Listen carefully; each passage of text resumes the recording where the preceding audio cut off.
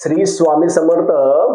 खूप जण म्हणताय काय गुरुचरित्राचं तुम्ही सांगताय, आपल्या बापाचा प्रचार करायला कशाची भीती? आपला बाप म्हणजे कोण? दत्त महाराज. दत्त महाराजांचा प्रचार बाकीचे जण याचा त्याचा प्रचार करतात, पण दत्त महाराजांचा जो प्रचार आहे तो महत्वाचा आहे. म्हणून येणाऱ्या 9 डिसेंबर पासून ते 16 डिसेंबर पर्यंत प्रत्येकाने गुरुचरित्र पारायण अवश्य करावं.